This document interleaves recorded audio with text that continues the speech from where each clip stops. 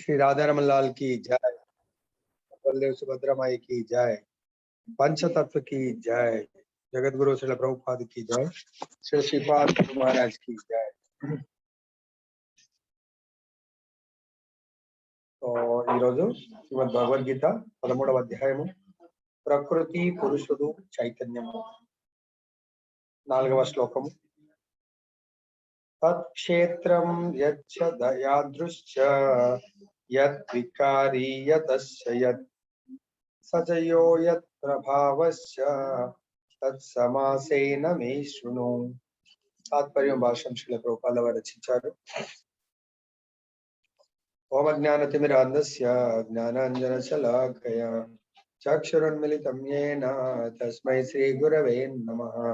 నమో విష్ణుపాదాయ కృష్ణప్రేష్టాయ భూతలే శ్రీమతే భక్తి స్వరూప దామోదర స్వామి నామినే।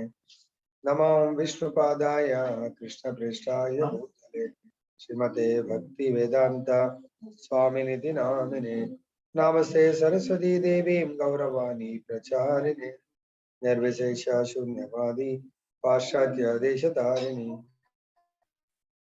వాంఛాకల్పతరుభ్యశ్చ కృపా సింధుభ్యైవ చ పతితానాం పావనేభ్యో వైష్ణవేభ్యో నమో నమః। जय श्री कृष्ण चैतन्य प्रभु नित्यानंद श्री अद्वैत गदाधर श्रीवासदि गौर भक्त वृंद। हरे कृष्णा कृष्ण कृष्ण हरे हरे, हरे राम राम राम हरे हरे। సో ఈ శ్లోకంలో మనకు చాలా సందేహాలను మనకు క్వశ్చన్స్ రైజ్ అయ్యాయి। సో దానికి నెక్స్ట్ శ్లోకంలో ఆన్సర్స్ ఇవ్వడం జరుగుతుంది। ఆ శ్లోకాస్ ని చూద్దాం మనకు। ఇప్పుడు ఈ క్షేత్రమును, అది నిర్మింపబడిన విధానమును, దాని అందలి మార్పులను, దేని నుండి అది ఉద్భవించడిదనడి విషయమును, క్షేత్రముడెవడు మరియు అతని ప్రభావం గురించిన నా సంక్షిప్త వర్ణను ఆలకింపు। సో ఇక్కడ మనకు తాత్పర్యంలో ఈ యొక్క క్షేత్రం గురించి ముఖ్యంగా మనకు చాలా వివరణ డిస్కషన్, డీప్ డిస్కషన్ జరగబోతుంది। కాబట్టి అందరూ దీన్ని శ్రద్ధగా విన్నట్టు అవుతే మనం మన శరీరం గురించి, శరీరంలో ఉండే ఆత్మ గురించి, ఈ రెండింటికి కంట్రోలర్ అయినటువంటి భగవంతుడి గురించి మనం తెలుసుకోవచ్చు। భగవంతుడు చాలా డీటెయిల్ గా వివరిస్తా ఉన్నారు దీంట్లో। ఈ క్షేత్రము, ఈ క్షేత్రము అంటే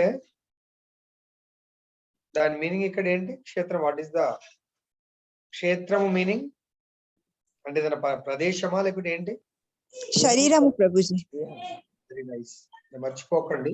ఈ శరీరము ప్లస్ ఈ శరీరము ఏ విధంగా నిర్మింపబడ్డది, ఎలా తయారైంది, ఓకే। దాని అందలి మార్పులు, శరీరంలో ఏ విధంగా నిర్మింపబడ్డది, తర్వాత దాని అందలి మార్పులు, ఈ మార్పులు, శరీరంలో మార్పులు మనందరికి తెలుసు। ఎన్ని రకాల మార్పులు ఉంటాయి శరీరంలో? 6 రకాల మార్పులు ఉంటాయి, ఓకే। సో 6 రకాల మార్పులు ఏంటి? బాల్యము, పుట్టడము, జన్మించడము। చెప్పాలా ప్రభు? ఒక్కొక్కటి చెప్పండి। అంటే వెనక నుంచి ముందుకు నశిస్తుంది, అటు నుంచి చెప్తారా, ఇటు నుంచి చెప్తారా? ఒకటి సుదేవ్, అదే పుట్టడము, గురుజీ బాల్యము, పుట్టడం, జన్మించడం ఒకటేనా? మళ్ళీ అయితే రెండోది కౌంట్ చేస్తారా?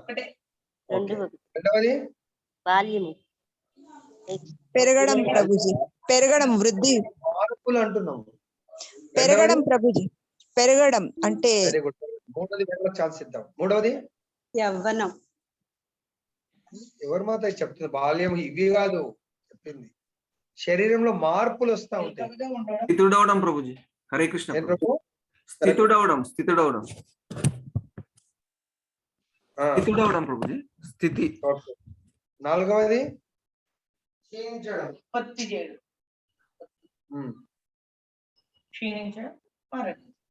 నాలుగవది ఏంటి?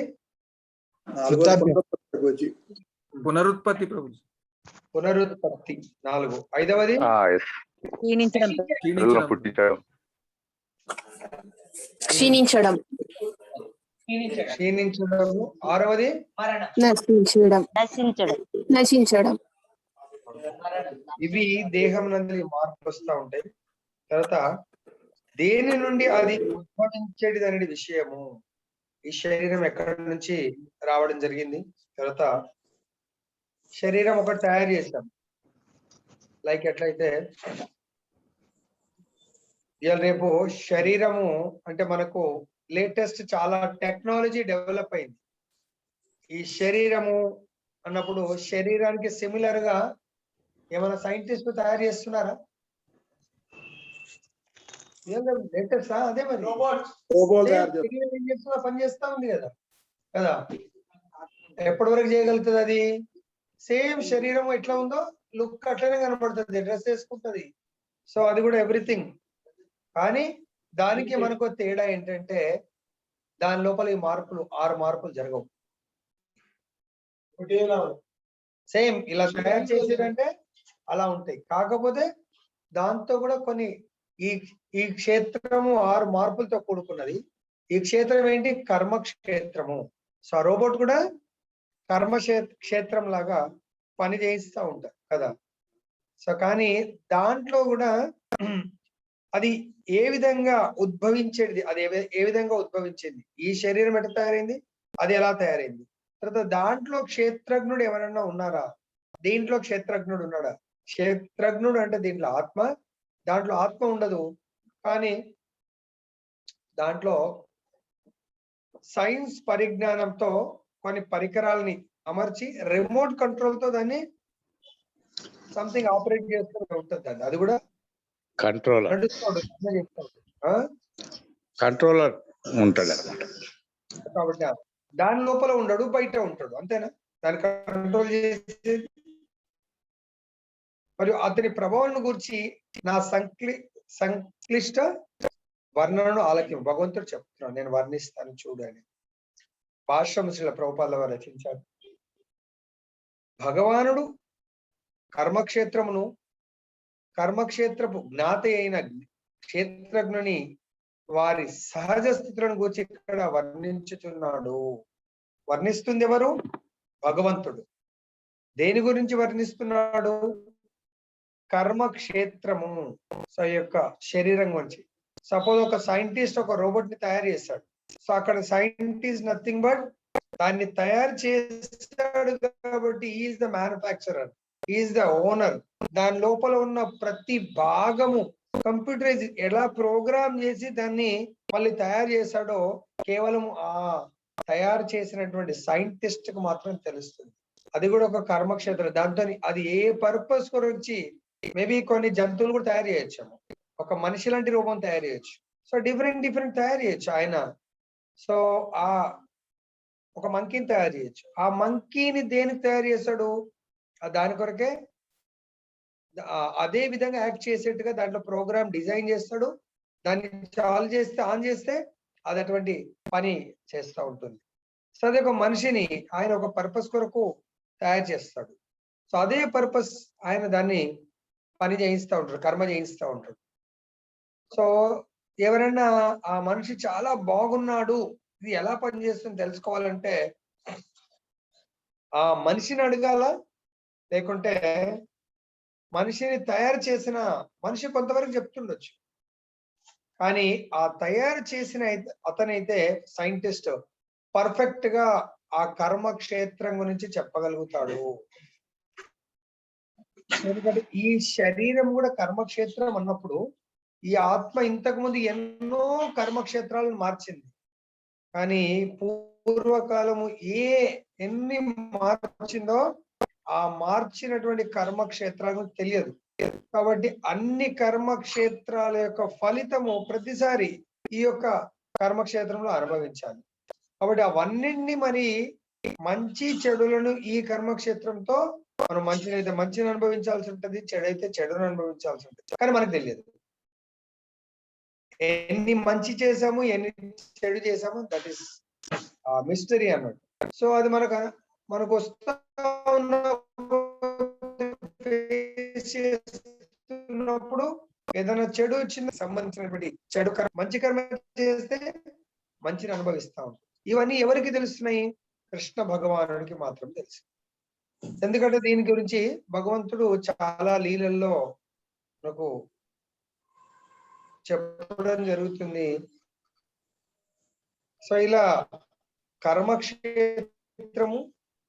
కర్మక్షేత్రపు జ్ఞాత స్థితుల గురించి ఇక్కడ కర్మక్షేత్రం యొక్క ధర్మం ఏంటంటే ప్రీవియస్ లైఫ్ లో, చాలా గుర్తుపెట్టుకోండి, చాలా ఇంపార్టెంట్. ప్రీవియస్ లైఫ్ లో ఆ కర్మక్షేత్రముతో మనం ఏమేమి అనుభవించాలనుకున్నామో దాని కొరకే కర్మలు చేస్తూ ఉంటాం. కానీ ఆ లైఫ్ లో మనం అనుకుంటాం ఇప్పుడు చేసిన కర్మ ఇప్పుడే అనుభవించాల. ఆ లైఫ్ లో దానికంటే ముందు ఈ లైఫే అనుకుందాం. ఈ లైఫ్ లో నేను ప్రీవియస్ లైఫ్ లో మంచి చెడును అనుభవించాల్సిందే, దాన్ని ఎస్కేప్ అవ్వలేను. తర్వాత నేను నెక్స్ట్ లైఫ్ లో ఏ విధంగా అనుభవించాలా, ఎటువంటి కోరికలు తీర్చుకోవాలి అనేది ఈ లైఫ్ లో ప్లాన్ చేస్తాం. ఎట్లయితే ఎగ్జాంపుల్, నేను ఇప్పుడు మార్చిలో ఫిబ్రవరి శాలరీని అనుభవిస్తూ, ఒకవేళ రాలేదనుకొని అప్పు తెచ్చుకోనన్నా ఈ నెల గడపాల.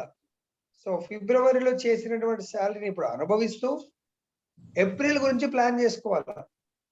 ఫిబ్రవరి శాలరీ వచ్చింది కదా అని మార్చి మొత్తం లాస్ ఆఫ్ పే లో ఉంటే ఏప్రిల్ నేను అనుభవించలేను. అనుభవించగలుగుతారు ఎవరన్నా? ఆమని రాధిక మాధురి. హరే కృష్ణ ప్రభుజీ, అనుభవించలేరు ప్రభుజీ. ఎంజాయ్ చేసి మార్చి మొత్తం ఇష్టపడుకుంటే చేయలేరు ప్రభుజీ, అనుభవించలేరు ప్రభుజీ.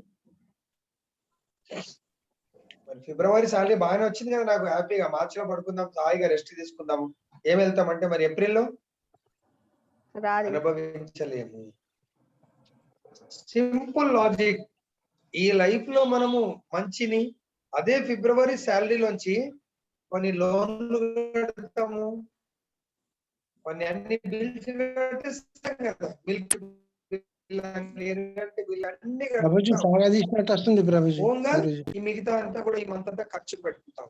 అట్టకుండా ఏం ప్రభు గురుజీ సాగదీసినట్టు వస్తుంది గురుజీ, సరిగా వస్తలేదు.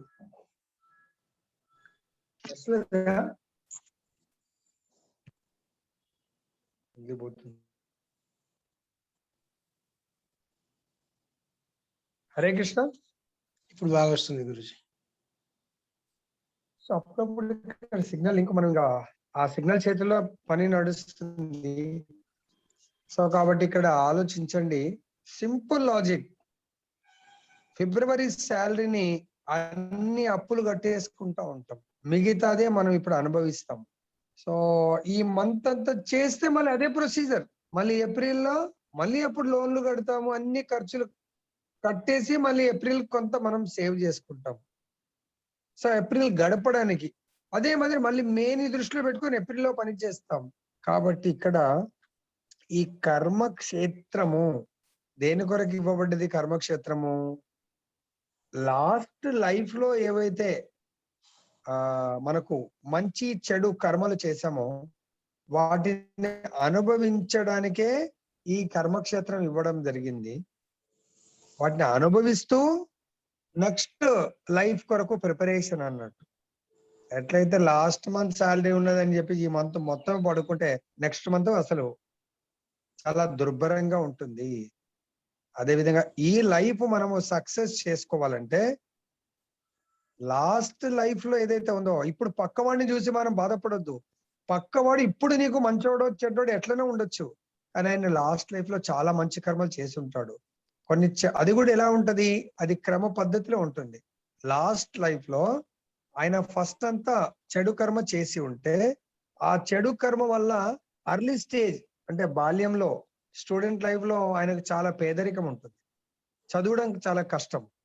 సో అతి కష్టంతో లాస్ట్ లైఫ్ లో ఎవరికో మంచి చేసి ఉంటే అతను ఇప్పుడు చాలా పేదవాడు. ఈ లైఫ్ లో చాలా హెల్ప్ చేయడం వల్ల ఆయన సహాయంతో బాగా చదువుకొని అప్ టు 25 ఇయర్స్ ఆయనకు దరిద్రం ఉందనుకోని, దారిద్ర రేఖ, లాస్ట్ లైఫ్ యొక్క చెడు కర్మ అది అనుభవిస్తూ దాంట్లో ఒక గుడ్ క్వాలిటీ అతను హెల్ప్ చేయడము, మనం చదువుకోవడం. ఎందుకంటే 25 ఇయర్స్ తర్వాత మన దశ తిరిగేది ఉంది. ఆ దశ తిరగాలంటే ఎవరో ఒకరు హెల్ప్ చేయాలా. ఆ హెల్ప్ చేయడం వల్ల అప్పుడు బాగా చదువుకొని అప్పుడు మన లక్కీ స్టార్ మొత్తం చేంజ్ అయిపోవచ్చు. కాబట్టి ఇవన్నీ కూడా ఆల్రెడీ ప్రీ డిజైన్డ్ ఇవన్నీ. మరి దాని గురించి మనము చింతించకూడదు.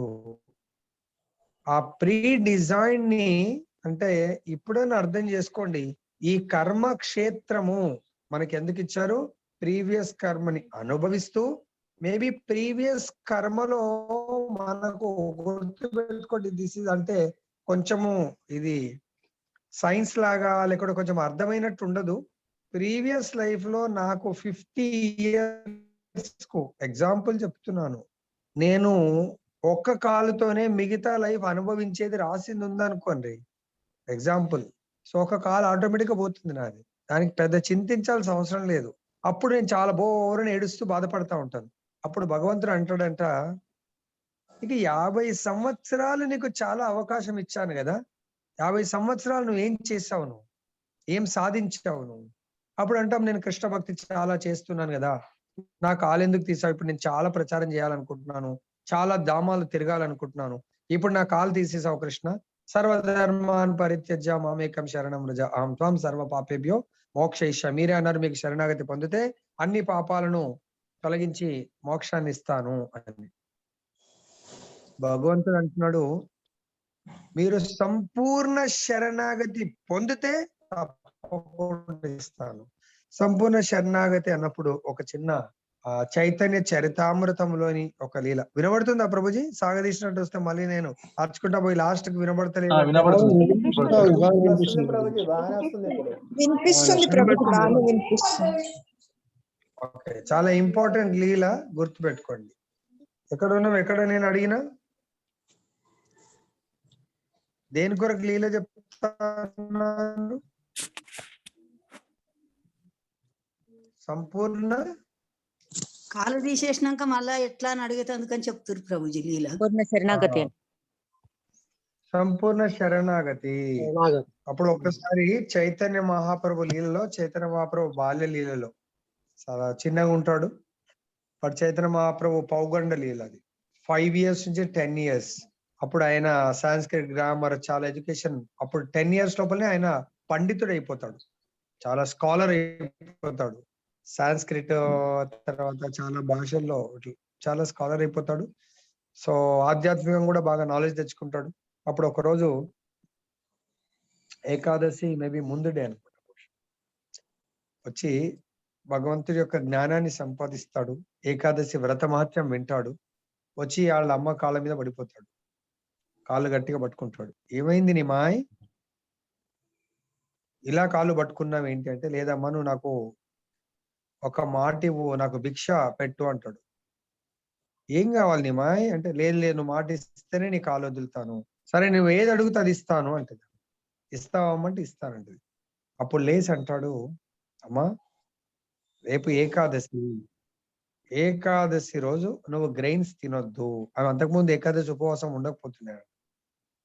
తెలియలే ఇవన్నీ మన కొరకు, వాళ్ళకి తెలియదని కాదు కానీ అంతకాలం తినేసింది. అమ్మా నువ్వు ఏకాదశి రోజు నవధాన్యాలను తినకూడదు. మనం రోజు పొద్దున ఏ బుక్ నేర్చుకుంటున్నాము భాగవతం తర్వాత? కపిల దేవుని బోధనలు. కపిల భగవానుడు ఎవరికి చెప్తున్నాడు? వాళ్ళ తమ్ముడికా వాళ్ళ చెల్లెకి చెప్తున్నాడా? తల్లికి దేవుడికి చెప్తుండు ప్రభుజీ. చెప్తున్నాడు ప్రభు. అదే దేవవతి ఆయనకి ఏమవుతుంది? వాళ్ళ అమ్మ. అక్కడ కపిల భగవానుడు తల్లికి చెప్తున్నాడు. ఇక్కడ ఈ లీలలో ఎవరెవరికి చెప్తున్నారు? శశిమాతకు చైతన్య మహాప్రభు చెప్తుండు. సచీదేవికి చైతన్య మహాప్రభు రెండవ పుత్రుడు. ఆయన తల్లి కాళ్ళు పట్టుకొని భిక్ష అడుగుతున్నాడు. అమ్మ నాకు ఒక మాట ఇవ్వు, నాకు భిక్ష పెట్టు అంటున్నాడు. పెడతాను స్వామి నిమాయ్ చెప్పు అంటే అప్పుడు అడుగుతున్నాడు, ఏకాదశి రోజు నువ్వు గ్రెయిన్స్ తినడం మానేయు. అప్పుడంటే చాలా మంచి మాట చెప్పావురా, నేను ఈ ఏకాదశి నుంచి ఫాస్టింగ్ ఉంటాను అంటే దీని ద్వారా ఏం నేర్చుకోవచ్చు? మనం కూడా ఏదైనా మంచి విషయం ఉంటే పెద్దవాళ్ళకు ఆర్డర్ ఇచ్చినట్టు చెప్పొద్దు. వాళ్ళ పాదాల మీద పడి వేడుకుంటున్నాడు తల్లిని. చెప్పాలా, తప్పు లేదు. కానీ గర్వంగా అహంకారంతో చెప్పడం కాదు. సాక్షాత్ దేవదేవుడు భగవంతుడు చాలా వినయ విధేయతలతో తన తల్లిని మార్చుకోవాలనుకునే ఉద్దేశంతో ఆ విధంగా అడిగితే తల్లి ఇమ్మీడియట్ గా స్వీకరించింది. నిమాయ్, సో నేను నీ మాట వింటాను, తప్పకుండా బంద్ చేస్తాను. అప్పుడే అక్కడ నిమాయ్ పేరు చైతన్య లీలలో ఏం పేరు? నిమాయికి ఇంకొక పేరు చైతన్య మహాప్రభు. ఆయన వాళ్ళ అమ్మ నాన్న పెట్టింది. నిమాయి పేరు వాళ్ళ అన్నయ్య పేరు ఏమేం పేర్లు? విశ్వరూప్ ప్రభుజీ. వాళ్ళ అన్నయ్య పేరు విశ్వరూపు, చైతన్య మహాప్రభు విశ్వంభర్. సో అప్పుడు వాళ్ళ అమ్మ ఒప్పుకున్న తర్వాత సో వాళ్ళ అన్న కూడా వచ్చి విశ్వరూపుడు వచ్చి చాలా సంతోషపడతాడు, చాలా పరివర్తన తీసుకొచ్చావు నిమాయ్ అని చెప్పేసి. అప్పుడు వాళ్ళ అన్నని చూసి, వాళ్ళిద్దరిని చూసి, కొడుకులిద్దరిని చూసి తండ్రి జగన్నాథ్ మిశ్రా, తల్లి సచిమాత చాలా ఆనందపడతారు. ఆనందపడిన తర్వాత అప్పుడు వాళ్ళిద్దరిగా తల్లిదండ్రులు డిస్కస్ చేసుకుంటా ఉంటారు. అరే వీడు విశ్వరూప చాలా పెద్దగా అయిపోయాడు, వాడికి ఇంకా పెళ్లి చేయాలి, మనము పెళ్లి ఏజ్కి వచ్చేసాడు, అప్పుడు చిన్న ఏజ్లోనే పెళ్లి చేయాలని చెప్పేసి వాళ్ళు డిస్కస్ చేస్తా ఉంటే అప్పుడు విశ్వరూపుడు భయపడిపోతాడు. ఇదేంటి వీళ్ళు అప్పుడే నాకు పెళ్లి అది ఇది అంటున్నారు అని చెప్పేసి చెప్పపెట్టకుండా సో ఇంట్లోంచి వెళ్ళిపోతాడు. ఆయన ఇంట్లోంచి వెళ్ళిపోయి ఇమ్మీడియట్ గా సన్యాసం తీసేసుకుంటాడు. ఆయన ఎక్కడ లేట్ చేస్తే పట్టుకొచ్చి మళ్ళీ పెళ్లి చేస్తారేమో అని చెప్పేసి అప్పుడు వాళ్ళకు ఎటుపోయిన వెతికితే సన్యాసం తీసుకున్నాడని తెలుస్తుంది. అప్పుడు చాలా ఏడుస్తారు, బాధపడతారు జగన్నాథ్ మిశ్రా, సచీమాత. అప్పుడు చైతన్య మహాప్రభు అంటాడు, లేదమ్మా, అన్నయ్య చాలా మంచి పని చేశాడు, మిమ్మల్ని ఇద్దరిని ఉద్ధరించడానికి కొరకు చేశాడు, మీ ఫ్యామిలీస్ ని ఉద్ధరించడానికి కొరకు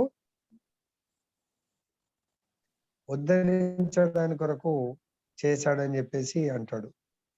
ఏ ఫ్యామిలీలో అయితే సన్యాసం తీసుకుంటారో వాళ్ళ ఫ్యామిలీ బై డిఫాల్ట్, వాళ్ళ అమ్మా నాన్న డిఫాల్ట్ వైకుంఠ లోకం లేకుంటే గోలోక బృందావని వెళ్ళిపోతారంట.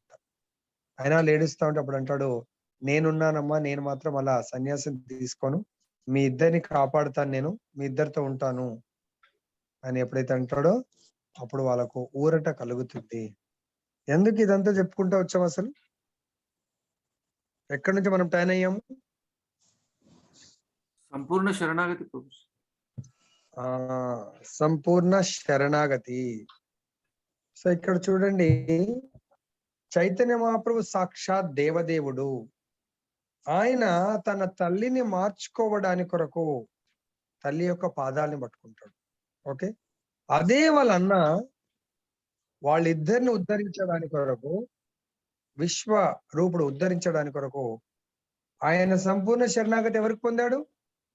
భగవంతుడికి శరణాగతి పొంది తన లైఫ్ అంతా సాక్రిఫైస్ చేసేసాడు. సో వాళ్ళ విశ్వరూపుడేమో తల్లిదండ్రి మాటల్లోకి రాలేదు. ఓకే, ఆయన ఇద్దరి యొక్క ఉద్దేశము తల్లిదండ్రిని ఉద్ధరించడమే. అర్థమైందా? సో కాబట్టి మనం ఎవరికైనా పెద్దలకి ఏమైనా చెప్పాలంటే ఆయన ఏ విధంగా చెప్పాడు? తల్లికి పాదాలు పట్టుకొని బెగ్ చేస్తూ చెప్పాడు. కానీ మనం ఏ విధంగా చెప్తాం? ఎవరికైనా చెప్పాలంటే ఒక అధికారంతో చెప్తాం. మేబీ చిన్నవాళ్ళు ఉండని, పెద్దవాళ్ళు ఉండని. ఒక తల్లికి కొడుకు చెప్పాలన్న నేటి సమాజంలో, అమ్మా నువ్వు తప్పు చేస్తున్నావు, కరెక్ట్ చేయి నువ్వు.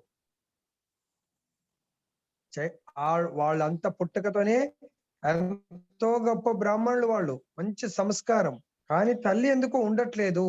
కానీ తల్లిని అలా అనలేదు ఆయన. పాదాలు పట్టుకొని మాట ఇస్తేనే పాదాలను వదిలాడు.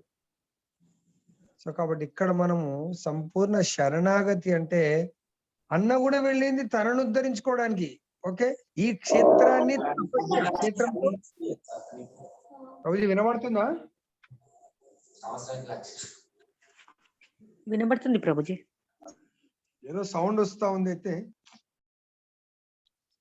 ఈ శరీరాన్ని చూడండి, ఇద్దరు కూడా వాళ్ళ అన్నయ్య విశ్వరూపుడు వెళ్ళింది ఈ శరీరానికి తపస్య, సన్యాసం తీసుకొని మొత్తం దివ్య దేశాలు, మొత్తం ధామాలన్నింటినీ కూడా దర్శించుకొని ప్రచారానికి వెళ్ళిపోయాడు. చైతన్య మహాప్రభు వాళ్ళ అమ్మని కూడా తపస్య చేస్తే ఉద్ధరింపబడుతుందనే ఉద్దేశంతో తల్లిని వేడుకుంటూ ఉంటాడు. కాబట్టి మనం కూడా ఎవరికన్నా పెద్దలకు చెప్పాలి అన్నప్పుడు ఏ విధంగా చెప్పాలంటారు? హరే కృష్ణ. నరసింహప్రియ మాతాజీ, ఎవరికైనా పెద్దలకు చెప్పాలనుకోండి, ఏ విధంగా చెప్పాలి? మనం ఎలా చెప్పచ్చు? మనం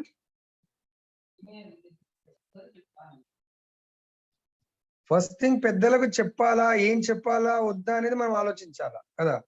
సో కాకపోతే అది ఆమె అలా చేయడం వల్ల తెలిసి చేసిన పొద్దున మనకు కదా నిప్పు, తెలిసి ముట్టినా తెలియక ముట్టినా నిప్పు ఎట్లయినా కాలుతుంది. కాబట్టి తల్లికి పాపం కలుగుతుంది. ఎట్లా మరి? నేను దేవాది దేవుడిని అయినా కానీ ఆమెను ఉద్ధరించాల. అదే ప్లేస్ లో మనం ఉంటే మనం మన పెద్దలకు, గురువులకు కానీ ఎవరికైనా చెప్పాలి అనుకున్నాం అనుకోండి, ఏ విధంగా చెప్పాలా? హరే కృష్ణ. వినయ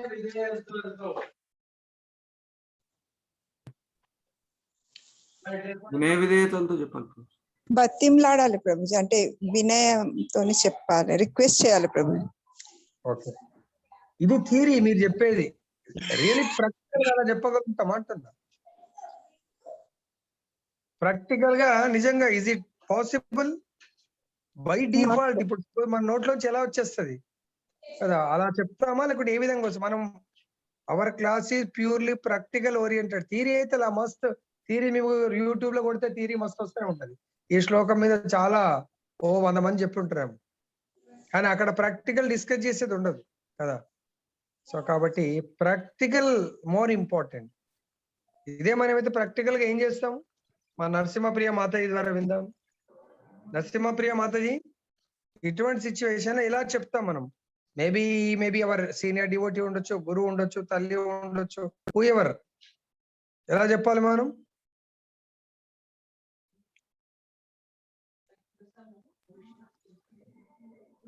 హరే కృష్ణ. ఓకే, మాతాజీ ఏమైనా బిజీ ఉండొచ్చు. హరే కృష్ణ ప్రభుజీ, ధన్యవాద ప్రణామ్. ధన్యవాద ప్రణామ్. చెప్పండి కృష్ణ ప్రభుజీ. బతిలాడి చెప్పాలి ప్రభుజీ. ఈ స్టోరీ విన్న తర్వాత కదా ఆర్డర్ ఇచ్చినట్టు చెప్పాలంట, లేకుంటే బ్రతిలాడాలి, అర్థమయ్యేటట్టు చెప్పాలి. సహనంతో ప్రేమ పూర్వకంగా శరణాగతిగా చెప్పాలి. Very good. చూడండి మళ్ళీ అదే, కానీ మనం ప్రాక్టికల్ గా చెప్పండి మాతాజీ. ప్రభుజీ నేను ఇయర్ ఫోన్స్ పెట్టుకుని వింటున్నా ప్రభుజీ, ఫోన్ దొరకలేదు. అది ఏ విధంగా చెప్పాలా అంటున్నా నేను. అందరు ఏదో చెప్తారు, కరెక్టా లేకుంటే ఎట్లా చెప్పాలా? అంటే మనం ప్రభుజీ ఫ్రెండ్లీగా ప్రేమతో చెప్పాలి ప్రభుజీ, వాళ్ళకి నచ్చ చెప్పుకుంటూ చెప్పాలి. చైతన్య మహాప్రభు ఎట్లా చెప్పిండు వాళ్ళ అమ్మకు? ప్రేమతో చెప్పాలి. పక్క కూర్చొని మా సోఫా మీద కూర్చున్నాం మన ఇద్దరం కలిసి, సో కొంచెం ముచ్చడిస్తున్నాము, సో అవి కొంచెం అని చెప్పి ప్రభుజీ మనమైతే చైతన్య మహాప్రభు అంత వాళ్ళం కాదుగా ప్రభుజీ, మనం అల్పులం ప్రభుజీ, మనం ప్రేమగానే చెప్పాలి ప్రభుజీ. మరి చైతన్య మహాప్రభు అంతటోళ్ళం కాదు అంటే, కృష్ణుడు అర్జునుడు అంతటోళ్ళం కాదు కాబట్టి మనతో ఎక్కడైతుందని వదిలేస్తామా? లేకుంటే వాళ్ళు ఏమైతే మార్గము చూపించారో ఆ మార్గంలో వెళ్ళాలంటారా? వాళ్ళు వెళ్ళింది మనం ఏడైతాము? మనం మన ఇష్టానుసారం వాళ్ళ మార్గంలోనే వెళ్ళాలి ప్రభుజీ. మనం ప్రేమతో చెప్పాలి ప్రభుజీ. ప్రేమతో పట్టుకున్నాడు చైతన్య మహాప్రభు పాదాల మీద పడ్డాడు. చైతన్య మహాప్రభు పాదాల మీద పడ్డాడు కానీ ఆయన పడ్డాడు కానీ నేను ఎడబడతా ప్రభుజీ, నేను ఇవే కాళ్ళు అనుకో, ఏమనుకోక అమ్మా. Is it okay? ఇవే కాళ్ళు అనుకోమా? మీ పాదాలు పట్టుకుంటాము, మీకు మొక్కుతాము, మీరు చెయ్యండి అని చెప్పాలి ప్రభుజీ. అంటే మనం ఏదైనా కూడా చైతన్య మహాప్రభు ఆ లెవెల్ కు దిగి మనకు బోధించాడు. ఇది ప్రాక్టికల్ థియరీ చెప్పట్లేదు నేను. చైతన్య చరితామృతంలో చూడండి, మీకు సంపూర్ణంగా అర్థమవుతుంది. ఇది ఎందుకు ఎక్కడి నుంచి వచ్చింది తెలుసా? ఇది ఈ 2 పదాల నుంచి తీసుకున్నా నేను. భగవానుడు కర్మక్షేత్రమును, కర్మక్షేత్రపు జ్ఞాత అయిన క్షేత్రజ్ఞుని వారి సహజ స్థితులు, ఇవి 2 కూడా సహజ స్థితి. కానీ మనం భౌతికమైనటువంటి కల్మషాలు కవర్ అవ్వడం వల్ల న్యాచురల్ స్టేజ్ నుంచి అన్యాచురల్ స్టేజ్కి వచ్చాం మనం. అసహజమైనటువంటి స్థితికి వచ్చాం మనం. అలా మాట్లాడతాము, అలా బిహేవ్ చేసే. ఒరిజినల్ గా చైతన్య మహాప్రభు యొక్క శరీరానికి ఆయన పరమాత్మకు తేడా ఉండదు కాబట్టి ఆయన యాక్టింగ్ చేయడు మనలాగా. We will act. So but Chaitanya Mahaprabhu నటన కాకుండా జీవిస్తాడు. కానీ మనము చాలా మటుకు 99% నటిస్తాం. అందరము, నేను అనేది ఎవరో కాదు, మనం ఆ నటన నుంచి జీవించడానికి ఇగో ఈ శాస్త్రాల పఠనము.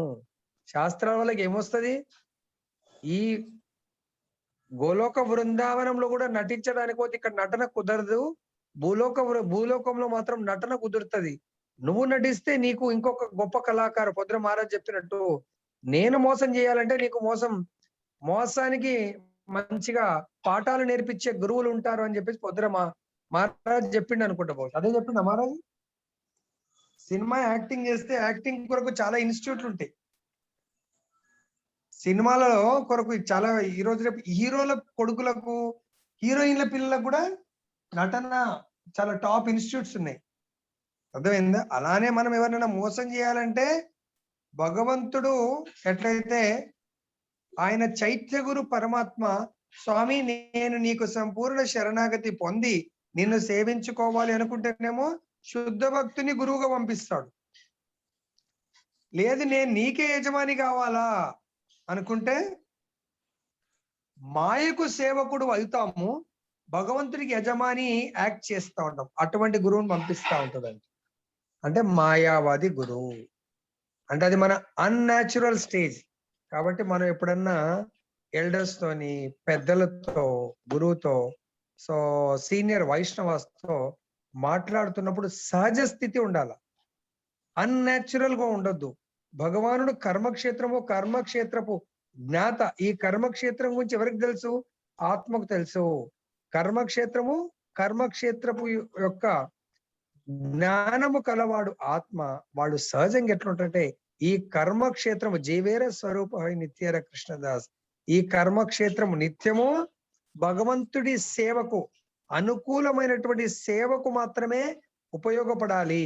మరి ఎటువంటి సేవను భగవంతుడికి చెయ్యాలి అనేది ఆ జ్ఞాతకు తెలిసి ఉండాలి. అర్థమైంది అనుకుంటా ఇంత డీటెయిల్ గా చెప్తే. ఓకే, ఈ దేహము అలా చైతన్య మహాప్రభు చేసి చూయించాడు. మరి అది కాదు ప్రభుజీ, అది చైతన్య మహాప్రభు లెవెల్కే తగ్గుతుంది, మనం ఎక్కడ చేస్తామంటే మన కర్మ. అర్థమైందా? చైతన్య మహాప్రభు ఒక ఆర్డినరీ, ఒక మానవుడు లాగానే జీవించాడు. ఏమీ ఆయన పెద్ద కృష్ణుడిలాగా ఇవన్నీ అద్భుతాలు అవన్నీ కూడా ఏం చేయలేదు. ఆయన తల్లిని బతిమలాడితే తల్లి మారిపోయింది. అర్థమైందా? సో అట్లా ఎంతో మందికి చైతన్య మహాప్రభు వినయ విధేయతలతో చైతన్య మహాప్రభు ఒక శిక్షాష్టకం ఆయన ఆచరించడానికి వరకే చెప్పాడు. ఆయన థియరిటికల్ చెప్పలేదు ఆయన. అర్థమైందా? సో ఒకసారి మనస వాచ కర్మన, సో అవన్నీ చైతన్య మహాప్రభు ఏదైతే మనసులో అనుకున్నాడో అదే పలికాడు, అదే చేసి చూపించాడు. అది మనందరినీ ఉద్ధరించడానికి కొరకు. నెక్స్ట్ ఇంకేమంటున్నారు? ఈ దేహం ఎట్లు నిర్మింపబడుచున్నది. ఎట్లయితే రోబోట్ ఎట్లా అయినా లోపల ఎన్నో కనెక్షన్స్ ఉంటాయి లోపల, అదే విధంగా ఈ దేహం కూడా ఏ విధంగా నిర్మింపబడ్డది, ఏ మూలకంలో ఇది ఏర్పడుచున్నది.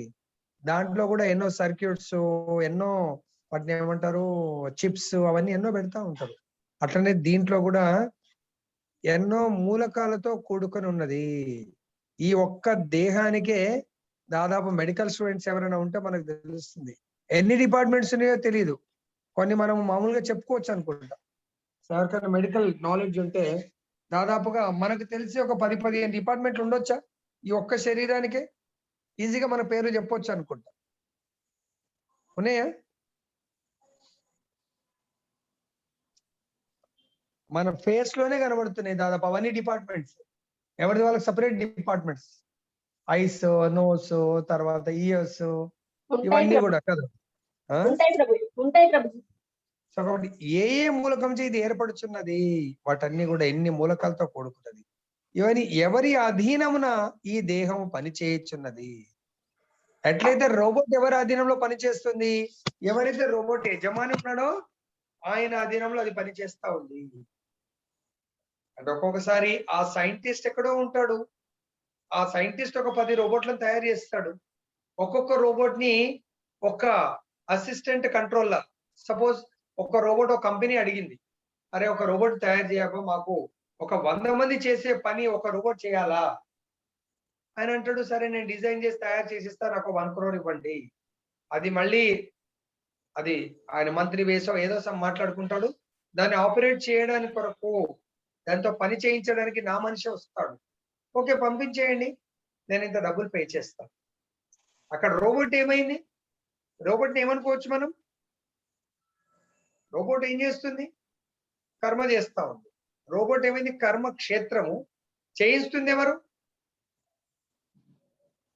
Robot operator. అంతేనా?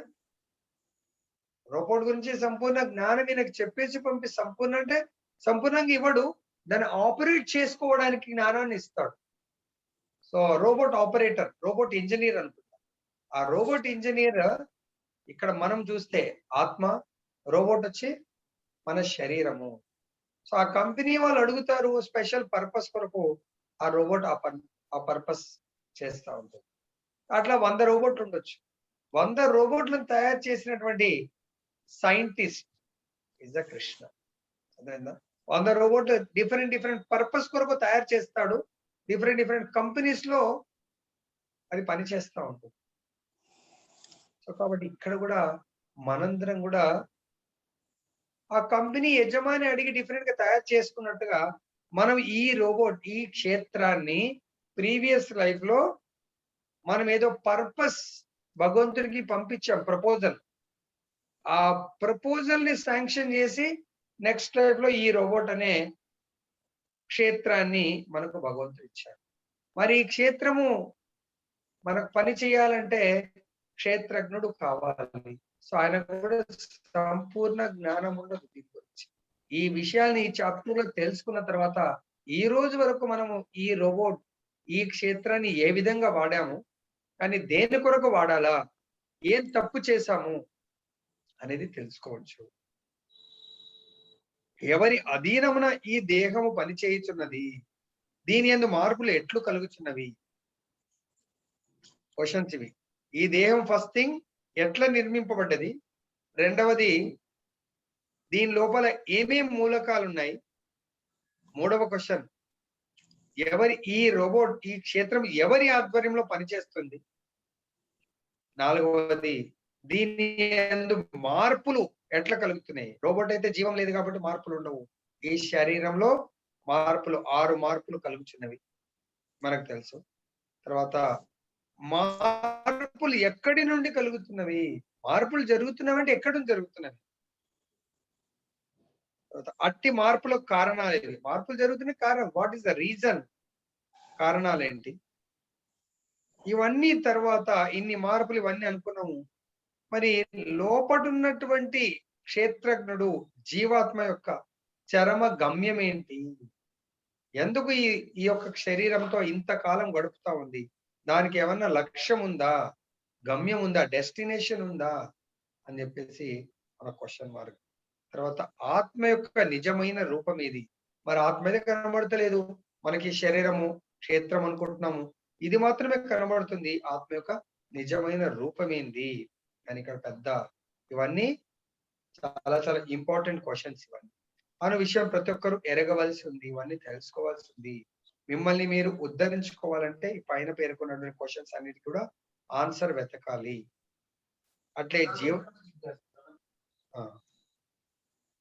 అట్లే జీవాత్మకును పరమాత్మకును నడవగల భేదం ఏంటి, మరి ఇందాక అనుకున్నాం కదా, ఆపరేటర్ కు అంటే ఇంజనీర్, ఒక్క రోబోట్ ఇంజనీర్ కు 100 రోబోట్లకు తయారు చేసిన,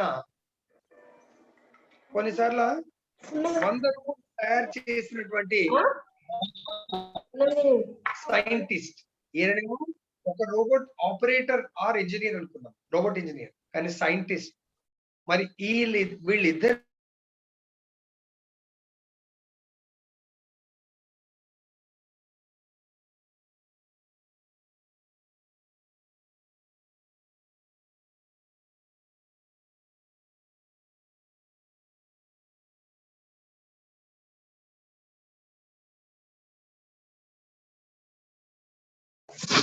ప్రభుజీ మూట అయింది.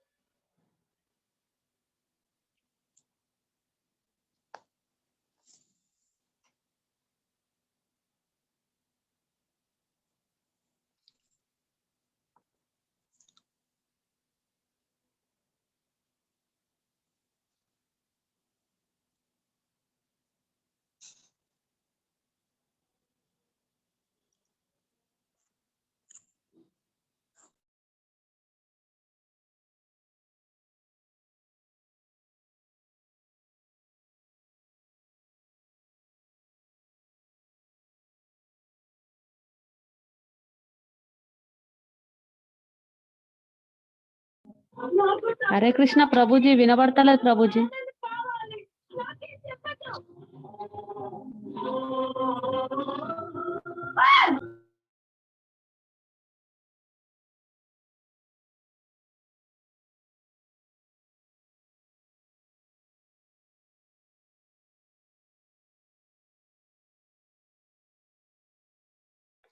హరే కృష్ణ, ఇప్పుడు వినపడుతుందా? ప్రభుజీ హరే కృష్ణ ప్రభుజీ, వినబడుతుంది. ఇప్పుడు స్టార్ట్ అయింది గురుజీ. ఎక్కడి నుంచి వినపడలేదు? ఎక్కడ వినపడలే? ఫోటో రోబోట్ ఆపరేటర్ ఇంజనీర్ శాస్త్రజ్ఞుడి గురించి వస్తుంది. ఇక్కడ చూడండి, జీవాత్మకు పరమాత్మకు నడమగల భేదము, వాటి వివిధములైన ప్రభావములు, శక్తులు వంటి వాటిని కూడా మానవుడు ఎరగవలసి ఉంది. కాబట్టి జీవాత్మని ఒక రోబోట్, ఒక క్షేత్రము యొక్క ఆపరేటర్ అనుకున్నట్టు అయితే, పరమాత్మ ఒక 1000 ఎగ్జాంపుల్, ఆ సైంటిస్ట్ ఒక 1000 రోబోట్లను తయారు చేస్తుండొచ్చు. ఆ రోబోట్ యొక్క ఆపరేటర్లు సో నియమించి ఉండొచ్చు, ఒక్కొక్క రోబోట్ గురించి ట్రైనింగ్ ఇచ్చి. సో ఆ పర్టికులర్ ఆ రోబోట్ ఆపరేటర్ ఆ ఒక్క రోబోట్ ప్రోగ్రామే తెలుసు, మిగతా దానికి ఏమీ తెలియదు. ఆయనకి ఎలా ఈవెన్ ఆపరేట్ చేయడం కూడా తెలియదు, దాని గురించి డీటెయిల్స్ తెలియదు. సో కానీ ఎవరైతే సైంటిస్ట్ ఉన్నాడో 100-1000 రోబోట్లను తయారు చేసింది, డిఫరెంట్ ప్రోగ్రామ్ తో తయారు చేస్తాడు. ఆయనకు మాత్రం ఏ రోబోట్ ప్రాబ్లం వచ్చినా ఆయన దాన్ని బాగు చేస్తాడు. సో దాని గురించి మొత్తం తెలుస్తుంది. అదే విధంగా మనము మన ఆత్మ గురించే, మన శరీరం క్షేత్రం గురించే చక్కగా తెలియదు, ఇంకా పక్క వాళ్ళ క్షేత్రం గురించి సో అసలే తెలియదు. కానీ భగవంతుడికి సర్వము తెలుసు. ఎట్లా? ప్రతి రోబోట్ లో భగవంతుడు దాన్ని ఏమంటారు, సీసీ కెమెరా లాంటి అరేంజ్మెంట్ పెట్టుకుంటాడు. ఆ రోబోట్ ఎలా బిహేవ్ చేస్తుంది ఏంటి అనేది ఆయన ఎక్కడో కూర్చుండి దాన్ని మొత్తం ఆపరేట్ చేస్తూ ఉంటాడు, చూస్తూ ఉంటాడు. అట్లా పరమాత్మ రూపంలో భగవంతుడు ఒరిజినల్ గా కారణోదక సాయి విష్ణు ఎక్కడో ఎంజాయ్ చేస్తూ ఉంటాడు. కానీ తన నుంచి శక్తి రూపంలో విస్తరించి ప్రతి శరీరంలో ఆయన నివసిస్తూ ఉంటాడు పరమాత్మ. సో కృష్ణుడికి గాని కారణోదక సాయి విష్ణు గాని మొత్తం మన యొక్క చరిత్ర అంతా తెలుస్తుంది, ఏం చేస్తున్నాం అనేది. ఎవరైనా దేవాది దేవుడు స్వయంగా ఉపదేశించిన వర్ణన నుండి ఈ భగవద్గీతను అవగాహన చేసుకునిచో సర్వము స్పష్టము కాగలదు. అటువంటి భగవంతుడే మనకు బోధిస్తున్నాడు. నాకు చరాచర సృష్టి గురించి మొత్తము తెలుసు. సో కాబట్టి అటువంటి భగవంతుడికి మనం ఎప్పుడైతే క్లోజ్ గా అవుతామో, ఆయన చెప్పిన మాటలు మనం వింటామో, అప్పుడు మనం మన దేహం అనే క్షేత్రం గురించి, ఈ క్షేత్రజ్ఞుడి గురించి, మళ్ళీ వీళ్ళిద్దరిని కంట్రోల్ చేస్తా ఉన్నాడు. ఇందాక అనుకున్నట్టుగా రోబోట్ ఆపరేటర్ రోబోట్ ని కంట్రోల్ చేస్తున్నాడు, రోబోట్ ఆపరేటర్ ని కూడా కంట్రోల్ చేస్తాడు. కానీ దేహములన్నింటి యందు ఉన్న దేవాది దేవుడు జీవాత్మతో సమానుడని ఎవరిని భావింపరాదు. అట్టి భావన కొంతవరకు శక్తిమంతుడైన వానిని శక్తిహీనుడితో సమానం చేయుటే కాగలదు. కాబట్టి మన దేహంలో ఉన్నటువంటి పరమాత్మని దేహంలో ఉన్నటువంటి జీవాత్మతో సమానుడు అని మాత్రం ఎప్పుడు అనకూడదు అని మనకి ఇక్కడ బోధిస్తా ఉన్నారు. ఇది ఎన్నవ నామాపరాధము?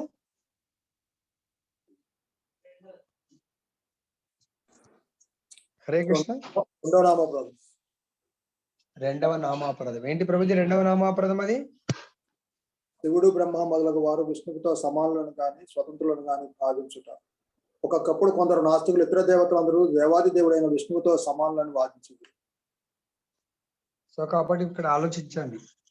సో అందరు కూడా జీవతత్వ, మనందరం కూడా జీవతత్వ, శివుడు కాక తప్ప మిగతా అందరు ఈవెన్ బ్రహ్మ కూడా జీవతత్వ. కాబట్టి జీవుడు ఎప్పుడు కూడా ఆ దేవాది దేవుడితో సమానుడు గాని అధికుడు గాని కాలేడు. అధికుడు సమానుడని మనం ఏదైతే భావిస్తామో అది చాలా మహా అపరాధం కింద మనము కర్మలను మళ్ళీ చెడు కర్మని పనిష్మెంట్ ని అనుభవించాల్సి ఉంటుంది. కాబట్టి ఇక్కడ భగవంతుడి గురించి ఈ శ్లోకంలో చాలా డీటెయిల్ గా ఇది క్వశ్చన్స్ ఆన్సర్స్ మనం నెక్స్ట్ శ్లోకాలో మనం తెలుసుకోవచ్చు. ఇంతటితో మనం ఇక్కడ ముగిద్దాం. ఎవరికైనా ఏమైనా సందేహాలు ఉన్నాయా దీంట్లో?